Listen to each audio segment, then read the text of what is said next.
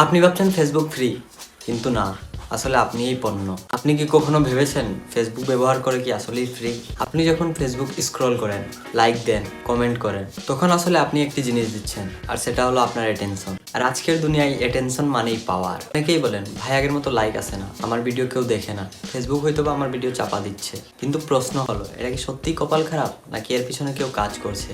ফেসবুকের একটা নির্দিষ্ট সিস্টেম, চলুন খুব সহজ করে বুঝে আসি। ফেসবুকে আপনি যা দেখেন তার 90% আপনি নিজে চয়েস করেন না। ফেসবুকের অ্যালগোরিদম ডিসাইড করে কোন পোস্টটি আপনি দেখবেন, কোনটা দেখবেন না, এবং কোনটি ভাইরাল হবে। এই অ্যালগোরিদমের একটাই মাত্র লক্ষ্য, আপনাকে যতক্ষণ সম্ভব এই অ্যাপের মধ্যে ধরে রাখা।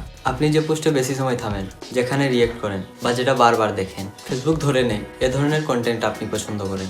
ধরুন আপনি একবার কোনো রাজনৈতিক ভিডিও দেখলেন, ফেসবুক সঙ্গে সঙ্গে ভাবে এই মানুষটা এদিকেই ঝুঁকছে, তারপর ধীরে ধীরে শুধু আপনাকে সেই একদিকের ভিডিওই দেখানো হয়। এটাকে বলে ইকো চেম্বার, যেখানে আপনি শুধু নিজের পছন্দের কথাই শুনতে পারেন। আরেকটা উদাহরণ, আপনার পোস্ট যদি 10-15 মিনিটের মধ্যে ভালো রিয়েকশন না পায়, ফেসবুক সেটাকে কম মানুষের কাছে দেখায়। এখানেই শুরু হয় সাইলেন্ট কন্ট্রোল।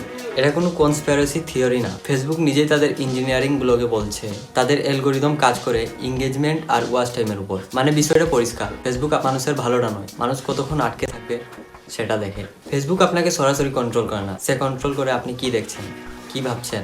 এভাবেই ধীরে ধীরে আপনার চিন্তাধারার উপর প্রভাব ফেলে। তাই সব কিছু স্ক্রল করবেন না এবং সব কিছু বিশ্বাস করবেন না। মনে রাখবেন, আপনি ফেসবুক ব্যবহার করছেন, আর ফেসবুক ব্যবহার করছে আপনার অ্যাটেনশন।